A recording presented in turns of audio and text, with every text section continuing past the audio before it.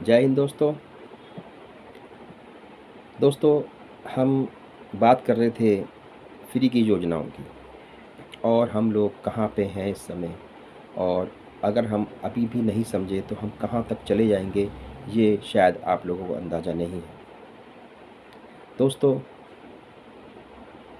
हमारे यहाँ के जो कानून हैं और कानून की वकालत करने वाले जो वकील हैं, इन्होंने बड़ी बड़ी किताबें पढ़ी हैं, पढ़ाई लिखाई की है, लेकिन इनको इतना तो सोचना चाहिए कि हम जिस देश में रह रहे हैं उस देश में अगर कोई चीज़ गलत होती है तो उसका प्रभाव उनके बच्चों पे भी पड़ेगा। चाहे वो जज हों, चाहे वो सरकारी नौकरी वाले हों, चाहे वो वकील हों या पुलिस वाले हों, जो भी ऐसे लोगों का साथ दे रहे हैं, क्या ये सही है?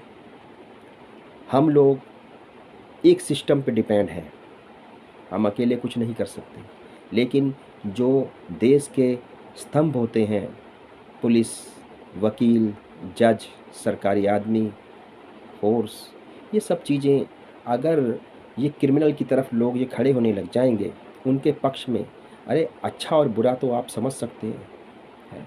पहले से ही यहाँ पे 140 करोड़ जनता है, औरों को आप वहाँ से बुलाकर, किसी और देश से बुलाकर आप यहाँ बसा रहे हो, क्या आपको, आपके दिमाग में ये बात नहीं आती कि ये चीज़ें गलत हैं?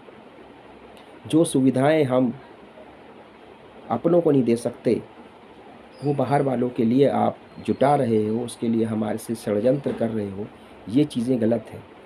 आप लोगों की जिम्मेदारी बनती है, आप लोगों के पास, आप लोगों के कंधे पर इस देश का भविष्य है।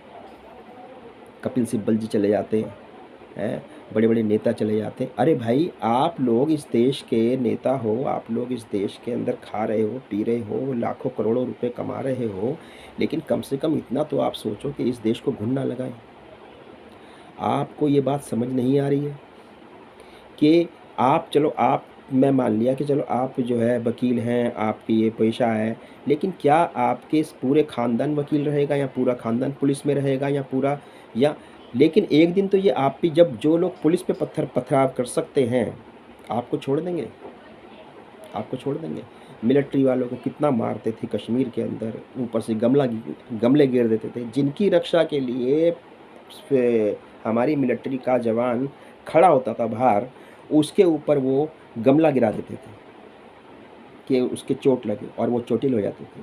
पुलिस पे पत्थर फेंक रहे हैं। ऐसे लोगों को बचाने के लिए वकील कपिल सिब्बल और पता नहीं कौन कौन से वकील खड़े हो जाते हैं। आपको पता नहीं है कि ये लोग बाहर के हैं, ये रोहिंग्या मुसलमान हैं, और ये जो है क्रिमिनल टाइप के होते हैं। जब ये अपने देश के अंदर से निकाले गए तो इन आप लोगों को समझ नहीं आ रही?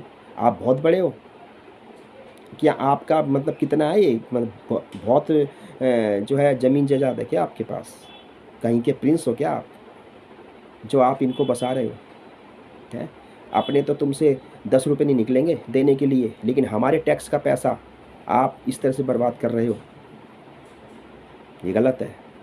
आपके ऊपर बहुत बड़ी जिम्मेदारियां हैं, आपको लोग भगवान मानते हैं, आपके पास जाते हैं, और आप ऐसे लोगों का पक्ष ले रहे हो जो क्रिमिनल हैं। आपकी बहन बेटियां उस इलाके में, कपिल सिब्बल की कभी बहन या बेटी जहांगीरपुरी, त्रिलोकपुरी, ओखला कभी गई है? कभी घूमी है मनु बाज़ारों में? जब वो जाएगी और उसके साथ चैन खींची जाएगी, उसका मोबाइल छीना जाएगा, छीना नहीं जाएगा, ले लिया जाएगा उससे, सामने आगे कौन दे? कभी आपने सोचा इस बात को? आप तो अच्छी जगह रहते होंगे ना, क्योंकि जो भुगतना तो गरीब जनता ने है ना, जो यहाँ की रह रही है जनता वो भुगतेगी। आप तो एयर कंडीशन में किसी अच्छी जगह रह रहे होंगे, क्योंकि आपके पास तो, आप तो एक तारीख की फ़ीस बहुत बहुत तगड़ी लेते हैं, लेकिन शाहजहाँ जैसे नहीं रहे। तेरे पास कितना पैसा है, कितना पैसा है? शाहजहाँ जैसे, जिन्होंने ताजमहल बनाया, वो नहीं रहे, कितनी दौलत होगी उनके पास? तो तेरे पास क्या है, क्या ही करोड़ी तो होंगे, लेकिन जब उल्टा चक्र चलेगा ना, तो तेरा नामो निशान और खून निकाल लिया जाएगा, तेरे से निचोड़ लिया जाएगा तेरा। ये लोग वो हैं। तो इसलिए अपने प्रोफेशनल का सही इस्तेमाल करो, सही, ताकि देश के हित में काम करो, तो आपको सब लोग सलाम करेंगे। लेकिन अगर आप देश के हित में काम नहीं करेंगे तो दुनिया आपको भूल जाएगी, कोई याद भी नहीं करेगा, निगाहों से गिर जाओगे आप। इसलिए वीडियो लंबी हो गई, इसका थर्ड भाग बनाऊंगा मैं।